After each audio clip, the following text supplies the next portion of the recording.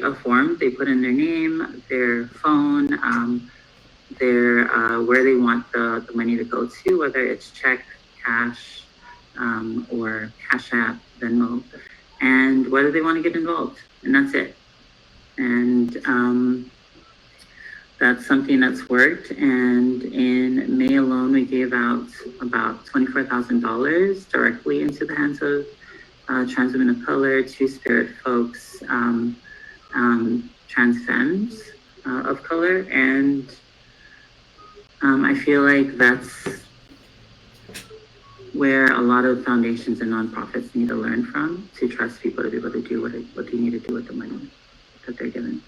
That was long-winded. I'm sorry. I can talk more about it later. But thank you for having me. No, thank you for joining us and for all you do. We appreciate it greatly. And I know I can say for the makeup bags, Ingersoll, through T. Watson, was able to partner with a company called Thrive and provide makeup to trans and gender diverse folks in the community. So I got my own bag. You get a bag. Okay. So Lee, would you like to go next? Yes, so hi, I'm Soli. I use they, them pronouns, and I'm the Survivors and Veterans Advocacy Coordinator at Ingersoll Gender Center.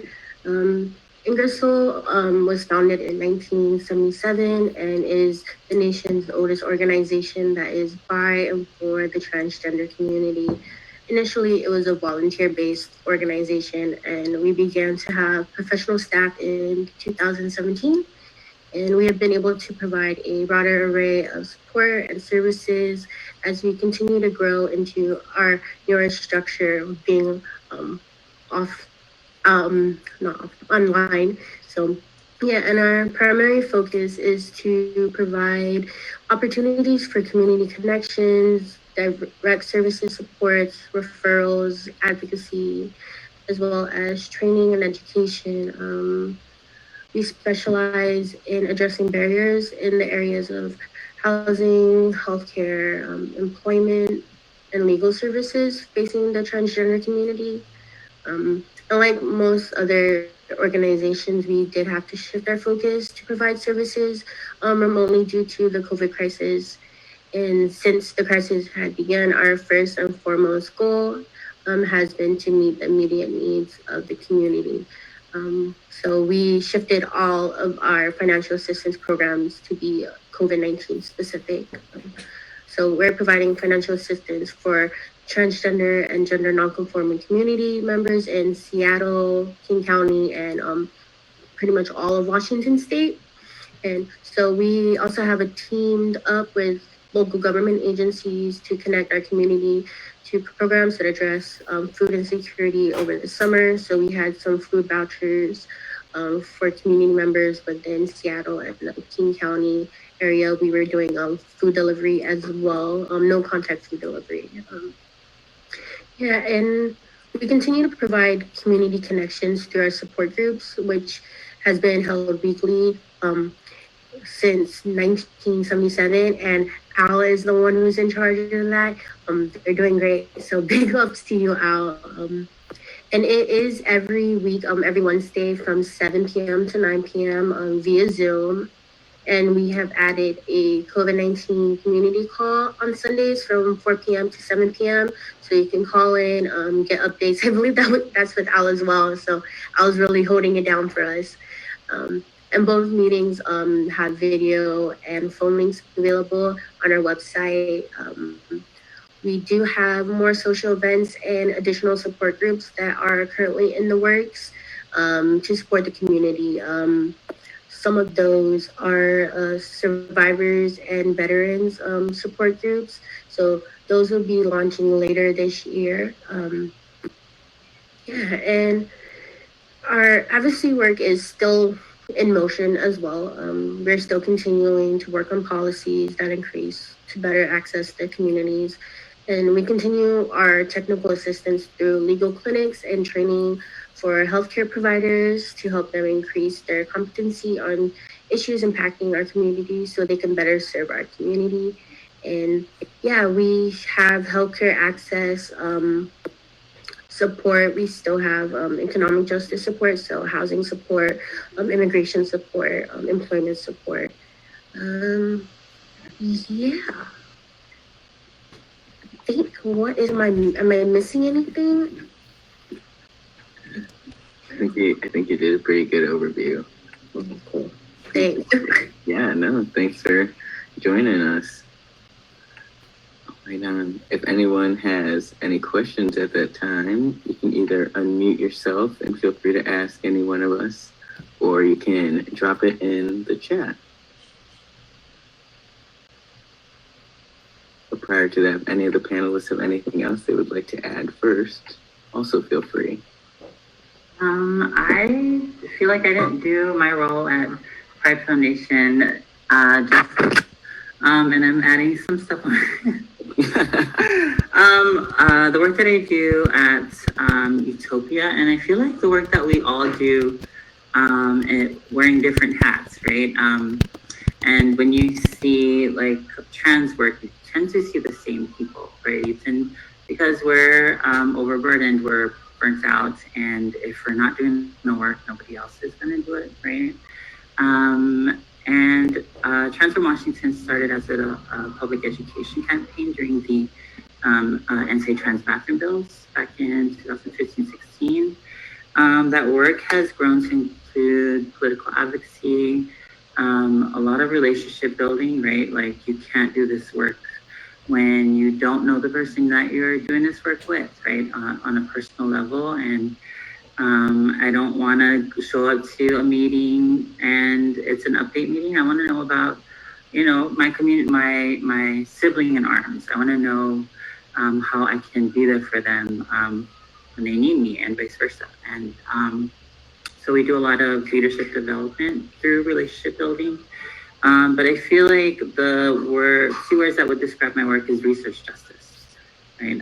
We do polling and research where we share the messages. I would say like either positive or oppositional messaging, and see where the general public lands as far as what resonates with them. And then we use those learnings to sort of influence our public education efforts, but not taking messaging and polling research as the word of God. But we work to uplift, I would say, cultural and experiential knowledge, which is often seen as not valid, right, compared to mainstream and academia, right? And we know that the stories that we have and that we collect as community members, we collect it in a way that honors the person that we're collecting stories from, and that's not extractive, as opposed to the way academia and mainstream organizations collect our data, right? And I think Brene Brown says it best when they say our stories are data with the soul, and that's the bulk of my work. I lift up the experiential and cultural knowledge that is often seen as not important when it comes to building political power. Thank you. I think you did justice now. It looks like we have a question in the chat from Vita. This is, not Vita. This is Vita's wife, Catherine. I am a naturopathic physician and would like to volunteer medical services. What is the best way to get involved with one of your organizations? My clinic has been doing COVID testing, so I know how to do the swabs and have some of my own PPE. I'm putting on my video because it's laundry cleaning day here at home. Come on, productivity. Anyone want to answer that first?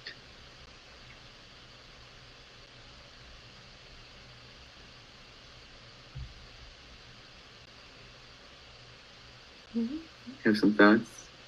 Yeah? I can answer. Also, I don't want to monopolize the conversation, right? That's ISIS. I would say like the best way to, I guess, put your like volunteer efforts to good use is like meeting people where they are, right? Like if you think about sex workers, don't wait for them to come to your clinic because stigma is real, right? Right, Tippa? And I know Tippa, I won't talk about a lot of that work because that's what Tippa does at Utopia. But with Toxin, I would say we're having the Taking Back Pride today, and a lot of people could benefit from that testing, right? So going out to community events and not waiting for folks to show up at your door.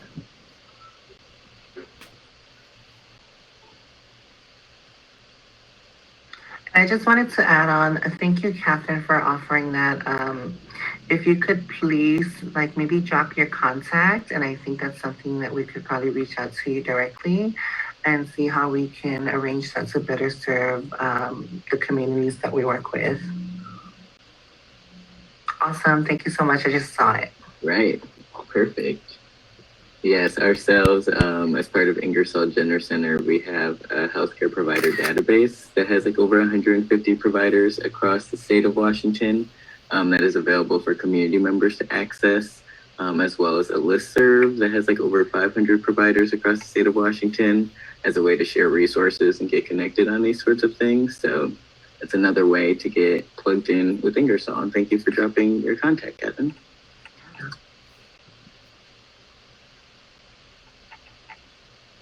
Does anyone else have any questions?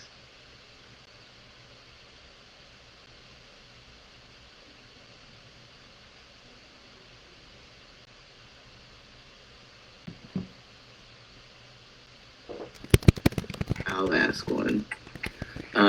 For any of the organizations, can you share visions that you might have about what the world and your work could look like on the other side of the COVID crisis? So it's very imaginative, hard to think far out from there, but if you have anything you might be thinking of, what could that look like?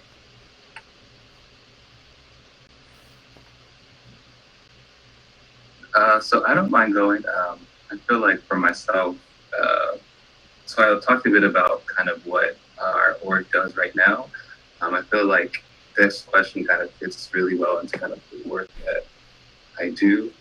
So at FOCAN, I am the Trans Economic Empowerment Coordinator, and I just help facilitate a group of Black and trans folks called the Black Trans Leadership Incubator.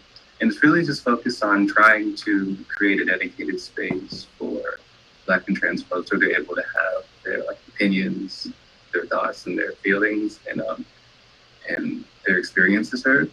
So I feel like for me, I think it's important to, keeping going off of what Isis said, is that we oftentimes don't really validate the experiences and the lives of trans folks.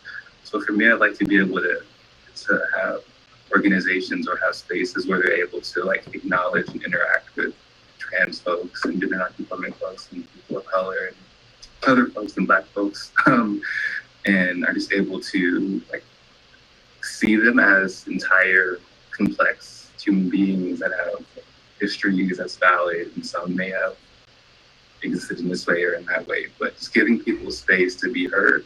So I feel like for me, my goal with this work is to be able to have space for people to be heard. So it may not sound a lot, but maybe it does. So yeah.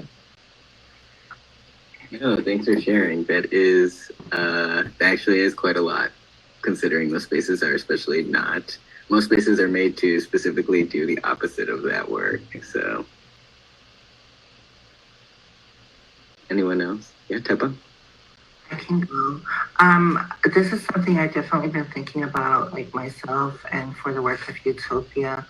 Trying to imagine what services might look like in a post-COVID-19 perspective, taking in and considering everything that our community has gone through during this time. And for me, personally, I think a lot about, again, the sex worker community and recognizing the struggles of sex workers during this time and how there are very little to no services that have been able to, that were put out to assist sex workers, most of all street-based sex workers who are the most marginalized in the hierarchy of sex work. And I think about unemployment, and I think about when a stay-at-home order is issued and like street-based sex workers are not able to conduct work as they usually are able to provide for their families, to pay for medical or whatever reason that they may need to do sex work for.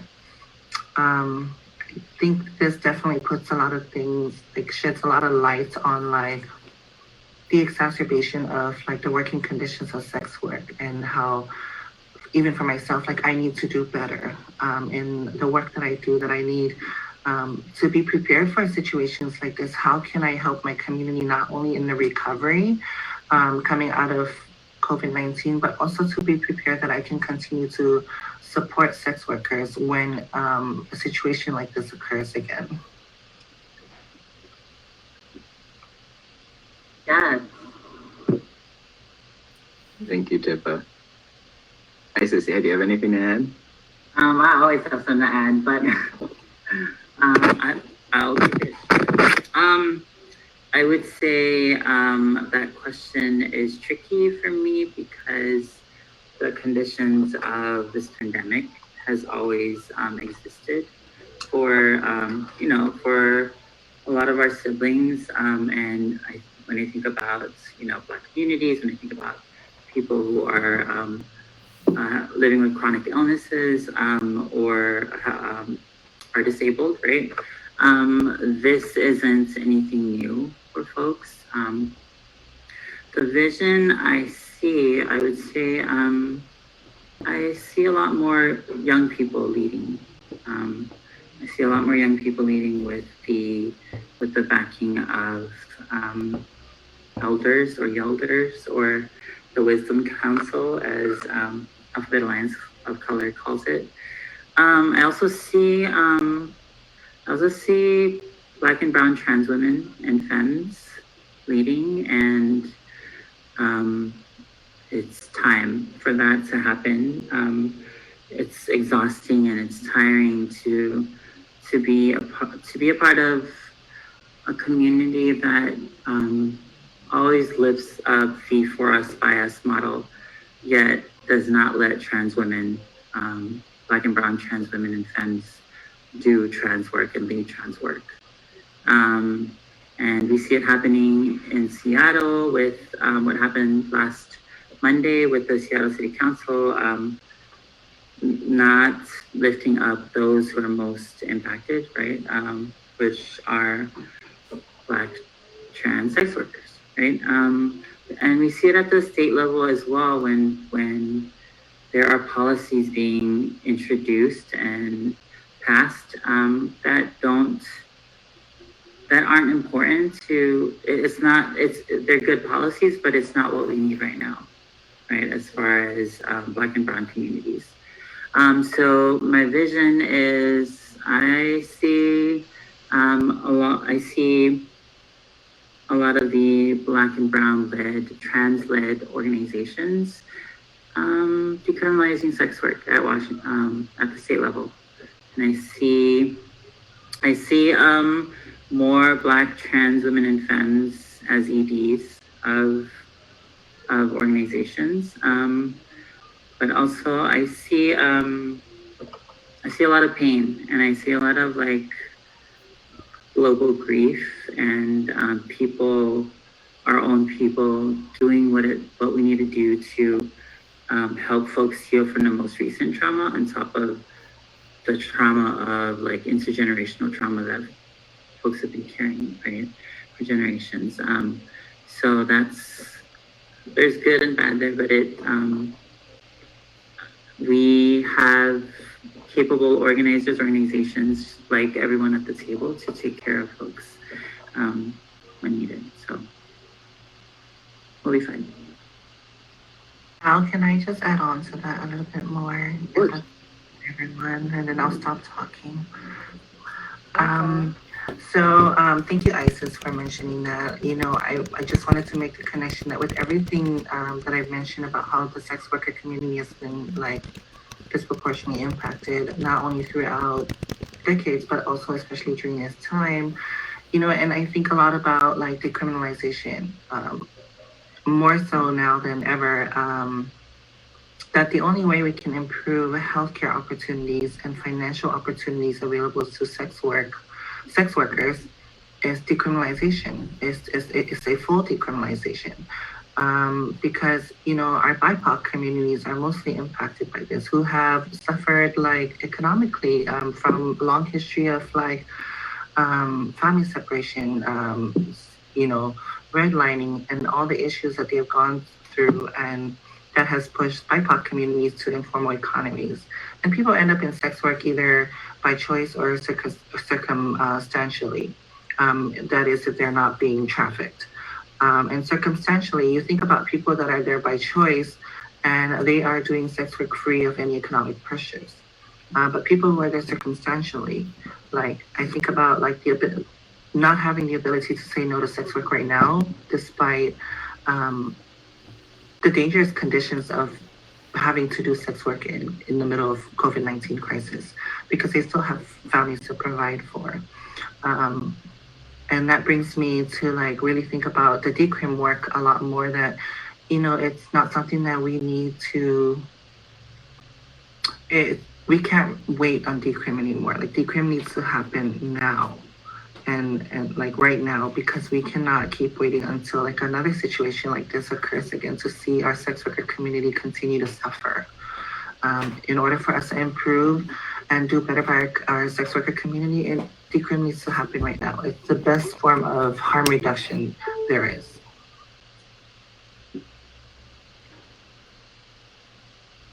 Thank you for that addition, Tepa. Suli, do you have a response to?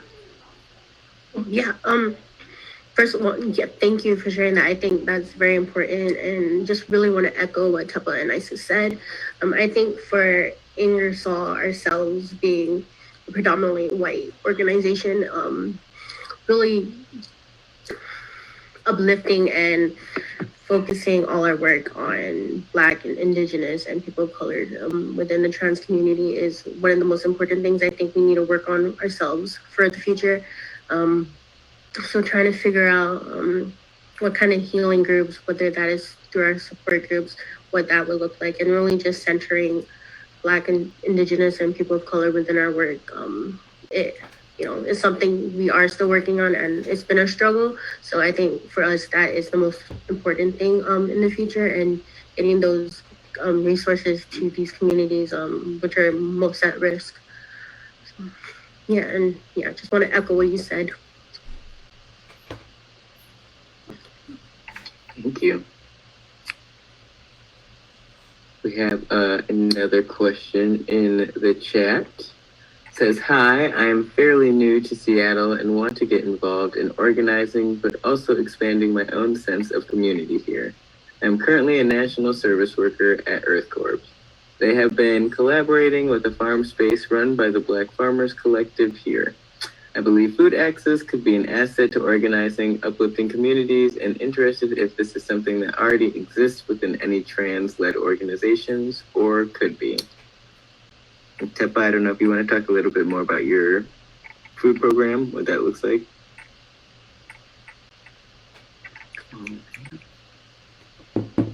Thank you for that question. I actually wrote that question. I don't work as a farmer or a justice worker, but I think I could get involved in some way to make that happen and make that work within organizations here. So our food program, it's in partnership with Pacific Coast Fruit Company here in Kent, Washington. I believe there was a grant from the USDA where they paid them some amount of money, and they are distributing like so many boxes of food to organizations, so that we could be more intentional about giving them out to the communities that we work with and the communities that we know that need them the most. So like those boxes, what that looks like is, every week the amount changes. 1 week we had 900 boxes, 1 week we had 1,200 boxes, 1 week we have 600. This upcoming week, we're actually moving from Monday to Tuesday just for this week because of a conflict in schedule, and we have 600 boxes this upcoming week. So usually, sometimes it's a box of produce and then a box of dairy and then a mixture of like produce, dairy, and meat. But it all differs. It varies depending on what they have available. As I mentioned before, it's open to everyone and anyone, but like for our community specifically, I am here to like take orders directly from you. If you want to reserve a number of boxes for your members of your organizations and community, please feel free to reach out and I can go ahead and put those to the site before we give out to everyone else. Yeah, well, I don't actually know any trans or queer people here, really, and I want to be able to maybe add to the boxes or add to the food distribution. Yeah. Yeah, that would be wonderful. I feel like every time I pop on, it's a different. And how do you? Is it NAR? I don't want to. Yes. NAR, thank you. That means a lot because we know there's a lot of like what is it? Food deserts, right?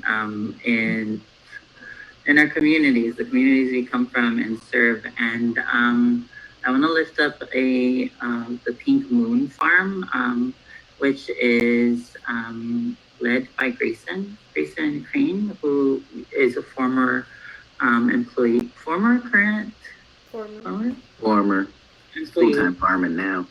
Yeah, full-time farmer. It comes from a family of farmers, and who was the economic justice manager at Ingersoll before going full-time, and who was a brilliant organizer. And the Pink Moon Farm has been supporting Tucson with fresh produce to be given to trans women of color, two-spirit folks, trans femmes of color who need produce. And so we coordinate with Grayson and the farm and figure out how to, like, who's going to deliver it to our community members. So it would be amazing to do that work with you. Also, I don't know if you've heard about Feast, which is like a youth-led group that is now led by Jamae Marsh, who was at UW. And they're doing a lot of amazing work. And also they're youth-led around like food security and food sovereignty. I believe they're in South Seattle, so I would check them out as well. And did you say Grayson is at Pink Moon Farm? Grayson, Yeah, Pink Moon Farms. Pink, okay. Yeah. You can find them on Facebook and I believe also Instagram. Thank you for that, Nancy.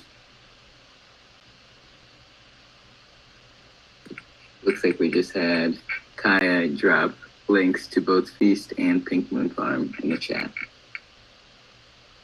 Thank you, Kaya. Anyone else have any questions? Still got plenty of time.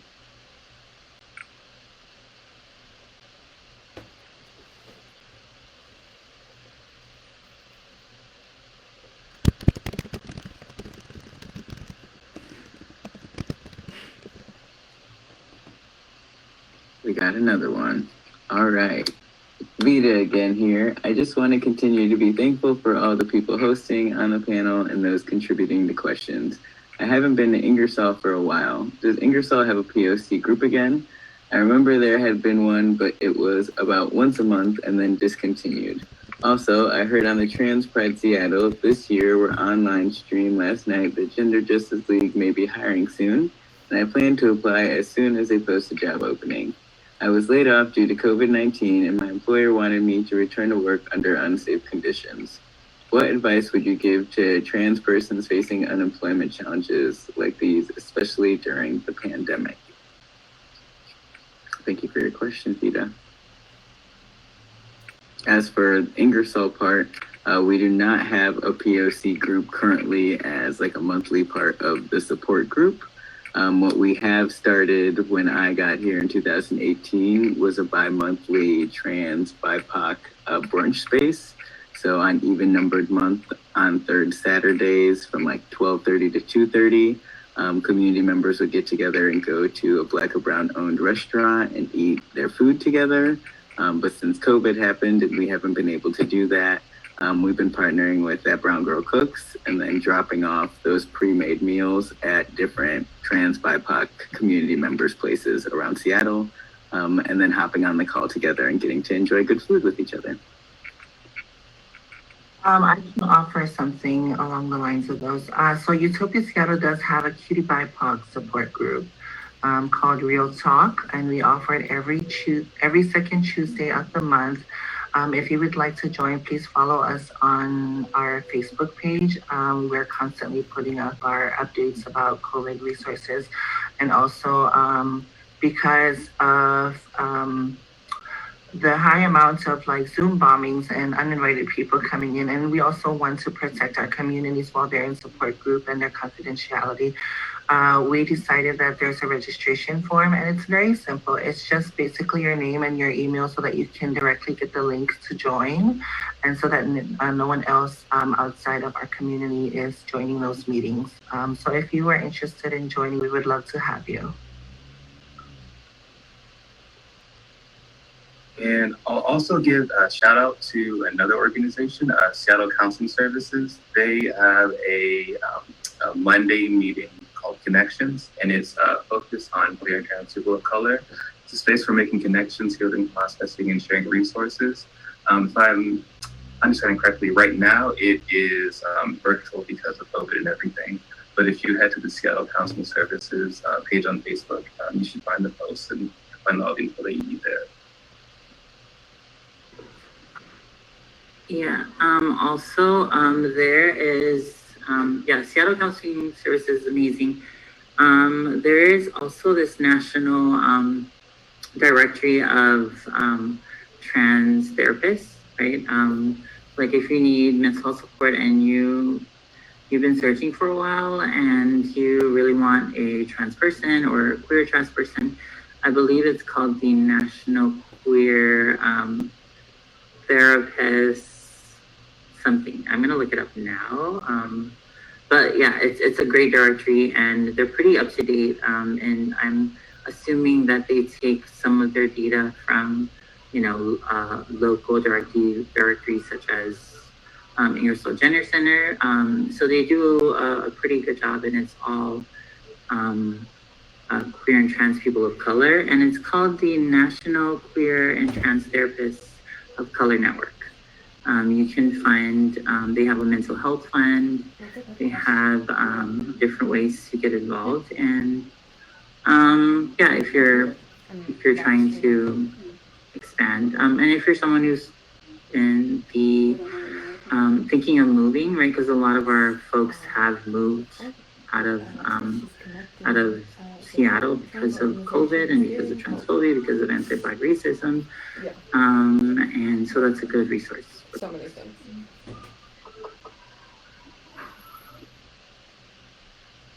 Thank y'all.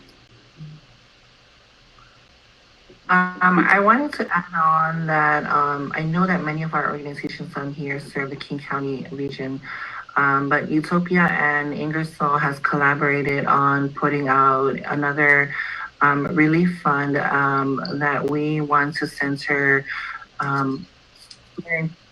trans and gender diverse Black, Indigenous, and Pacific Islanders in the counties of Pierce, Snohomish, and Thurston. So please, if you know folks in those areas that need financial assistance, they can apply on the Ingersoll webpage. There's a link on there for fund. It states in collaboration with Utopia Seattle. Thank you, Coco, for adding that on. You're on it. Yeah, and I wanted to add on to the COVID financial assistance resources. Ingersoll does have a few different programs right now. We have funding available for survivors, veterans, and just the general trans and gender diverse community within King County. And then we also have our partnership with Utopia for the community fund. And Coco just dropped the link so you can apply to that. It's in the chat. Thanks, Coco. Thanks, y'all. There's so much, yeah, so many research being dropped. ISIS also dropped, of course, don't forget our legal org partners, Lavender Rights Project, Q-Law, Disability Rights Washington, Legal Voice, the whole squad.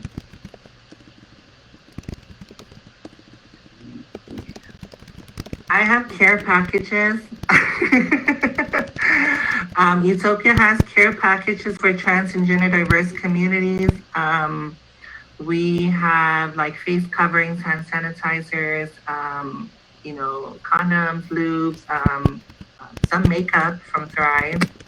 So please send people our way if they need any, or if you want to put in an order of supplies for them, I can definitely do that with you. Thank you, Tepa. Utopia is just cranking out stuff.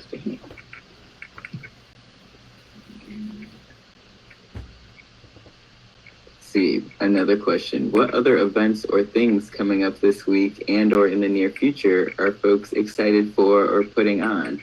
I'm hearing a lot of folks trying to connect and would love some spaces to join in on. Great question, Coco.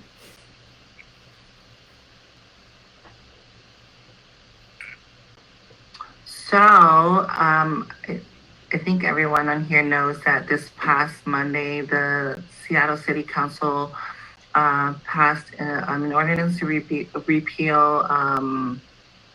prostitution loitering as a crime and drug traffic loitering as a crime. Coalition of Rights and Safety is putting together a letter to the mayor of Seattle and the Seattle City Council to call for a full decriminalization. That our sex worker community will never be completely safe until there's full decriminalization. If you or your organization would like to sign on to that, please reach out to Emi Koyama at Coalition for Rights and Safety. Let me pull up their email right now, and I will drop it into the chat box.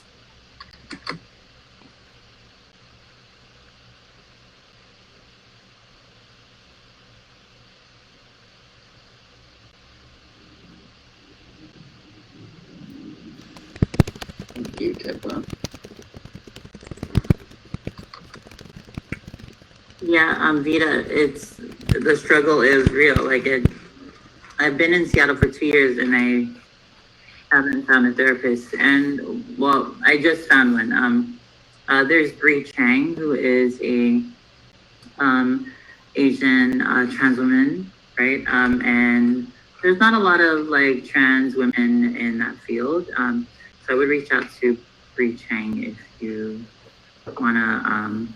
Highly recommended and would be a good source.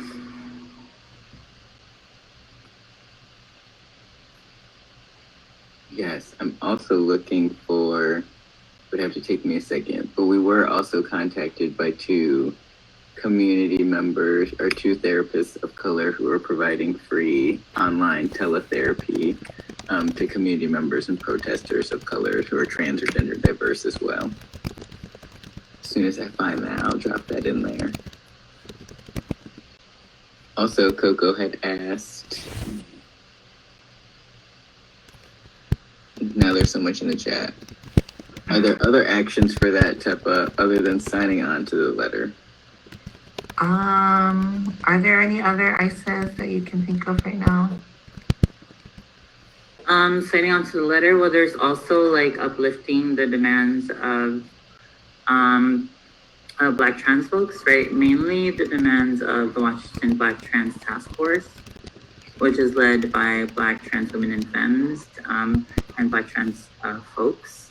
And it's being led by Jalen Scott, who is the sole ED of Lavender Rights Project, and who is possibly the first Black trans woman to lead a nonprofit or an organization in the history of Washington.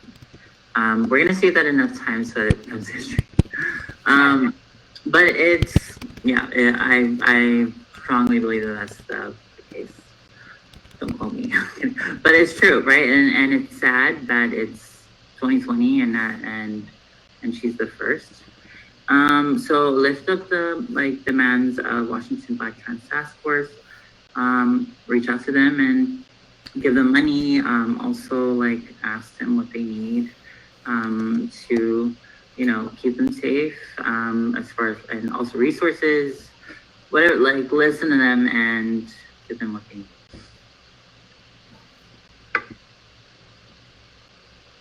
Yes, Jalen. Come on, Jalen.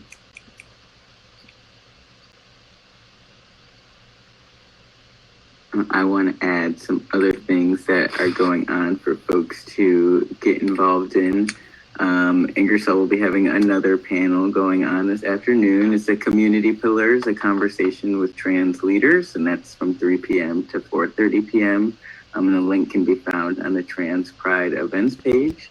And we'll also be holding a community support space tomorrow afternoon at 3 p.m. on Sunday, where folks can ask questions regarding support that they may need, as well as sign up for a 15-minute appointment with Ingersoll's direct service staff, one of which is our wonderful Soli. Event links can be found on our website calendar at ingersollgendercenter.org/events, or on our Facebook page, Ingersoll Gender Center, where folks can follow us for updates and other things that we got going on. Yeah. Also, this hair looks good, Soli. Looks really great. I can tell you just got a haircut, maybe. Yes, oh my god, it was down to my butt and I couldn't take it anymore. I was like, ancestors, let me just release it back to you. Take some of this weight off. Ones. I don't want to leave this call without lifting up the Taking Black Pride. If you were one of the folks at CHOP saying Black Lives Matter, this is where you need to show your support, right? Show up today. If you are a white person, right? Show up and help. Show up and volunteer. Show up and protect Black folks. If you are a non-Black person, person of color, show up and step back and let folks lead, but also be there and support as well, right? And make this event a staple, a Seattle staple, because it started, I would say, less than a month ago. The idea came up around Taking Back Pride because we were tired of seeing Pride being corporatized, and money wasn't going to community, and we wanted to go back to our roots, go back to remembering the history of this movement and honoring, paying tribute to our ancestors, such as Miss Major, Marsha P. Johnson, Sylvia Rivera, Stormy. It's hard for me to pronounce the last name because it's French. I'm sorry. Someone can pronounce it for me. But going back to our roots and knowing that community folks have always had the solutions to keep our people safe, to keep our people fed, to keep our people housed, and it didn't require policing people. It didn't require this big charade of parade that is, not reflective of who we are as communities. So show up, show support, make this a staple, and make it possible for it to come back next year and the year after that and 50 years from now. And it's at Jefferson Park from 4 to 10. Come on. Performances. There's comedians, there's artists. There's going to be a mini Kiki with a few houses, local houses. Al's from one of those houses. So show up and support, and show up and be with community, and celebrate Pride the way we the way it was meant to be celebrated. I will be there giving out some face coverings and some more condoms and some mascaras. Ooh. Oh. Okay, I was about to say my question was, were there going to be masks available for folks who didn't have them? So okay, ahead of the game. Oh, Our resident cheerleader wants to say hi. hey Topa. Just Another wonderful community member. amazing. One of the brilliant organizers, like not new to Washington, but like was doing a lot of work, anti-sex trafficking work. Yes. Girl, speak for yourself. Come on, Thrive. She's getting ready for tonight. She's performing. Also, if you come, you'll see these amazing masks. There is defund SBD. There's also Black Trans Lives Matter. So come out and get them, like before they run out. They do. I second that. Coco mentioned bring T-shirts. They'll be screen printing there. Look at community. Everyone in this call playing a role. I'm so bad at this. So there's gonna be a altar. There's gonna be a area for healing indigenous medicine. There's gonna be like artwork. There's gonna be a lot of different ways for folks to plug in, including kiddos and elders. So don't miss out. Thank you. I'm looking forward to it. One more thing. I'm so sorry. I want to lift up the organizers of, that who have put a lot of work into taking back Pride. Maddie Mooney, first and foremost. I would say Ivana, Lourdes, Lulu, Nikki, Jean Lucas. Is that how you say their name? Jean Lucas. A lot of Gianluca, and a lot of like Randy Ford, a lot of different Black trans organizers doing amazing work in this state. So reach out to them. Thank you. Looking forward to seeing all of you there in just a few hours. Okay. There was one last question in the chat about, will there be a Zoom link for Taking Black Pride for folks who aren't able to make it physically? We thought about that, right? Like, we know about accessibility. It'll be on the Toxin page, and there are different, I would say local influencers that are streaming it from their own as well to provide different sources of online streaming for folks. Thank you for bringing that up.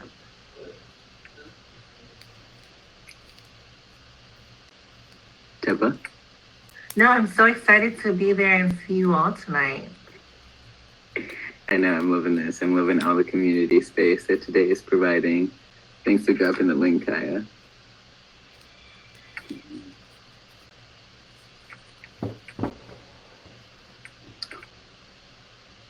I did want to drop or go back to Vita. Part of your question was around unemployment. I'm dropping a link in the chat.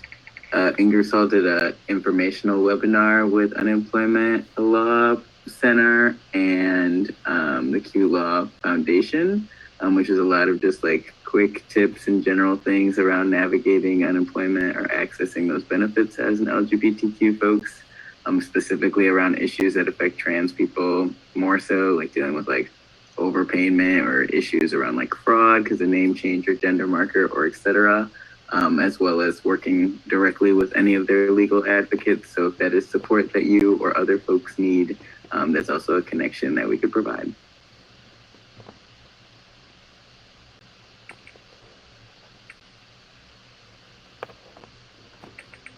Isa said, all the mutual aid funds out there for folks that are being led by trans organizers. Snaps to that. Unemployment Law Project, that's the thing. Perfect. They're great. They are very responsive.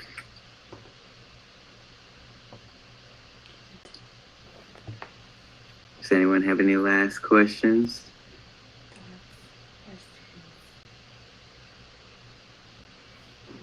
Just gratitude. Thank you.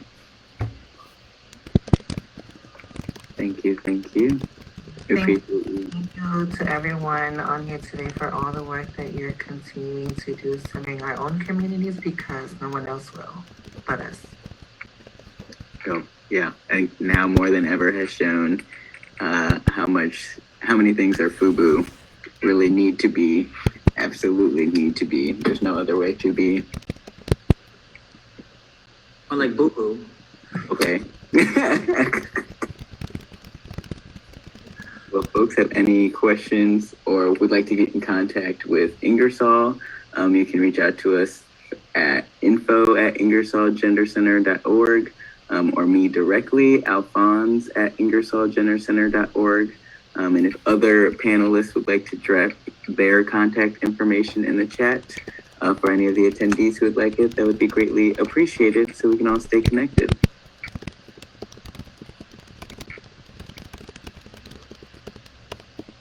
Oh yes, umbrella, potentially, I don't know. I'm relatively, I would say, still new to Seattle.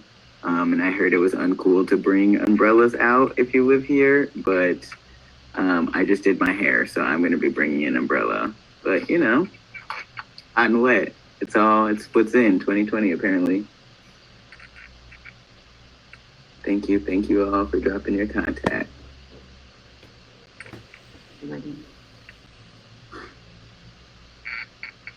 Kaya, Coco, what were you saying, Isis? No, let's party tonight. Okay, we're ready to go. It's just a start. It's just Saturday. Kaya, Coco, you have anything you'd like to add? I'm just really full of gratitude and great feelings right now. Thank you for running tech, making sure people can see all this greatness right here. Thank you again to the panelists for coming today and for all the attendees for hanging out with us and learning a little bit more about what we're doing. Thank you. Yeah, thank you all. Thank Ingersoll for organizing this. Can I do a photo? Like, this needs to be like memorialized. Oh my gosh. Coco? Yes. I can't because I'm currently live streaming. Can someone else like pull up grid view and just I don't know, Al, you can hit Command-Shift-4 and it'll do a screenshot of the whole thing, I think. I can do it. Cute. Okay. Oh, hey, everybody, keep going. There they are.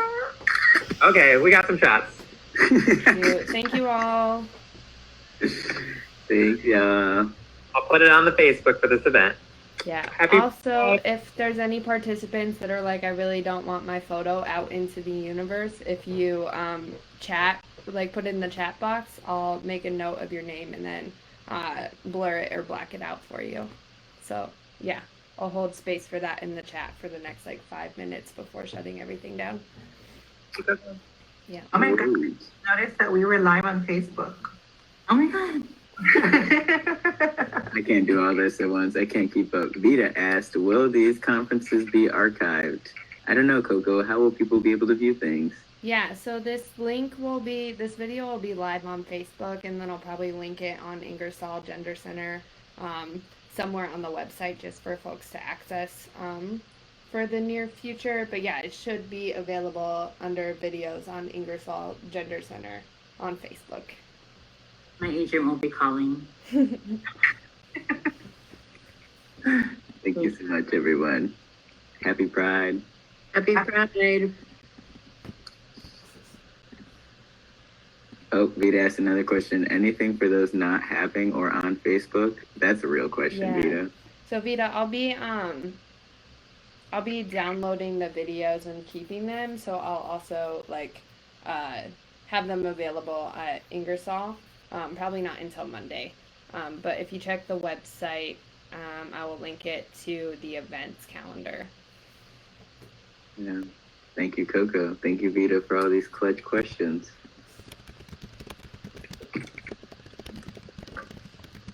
Thank you, everybody.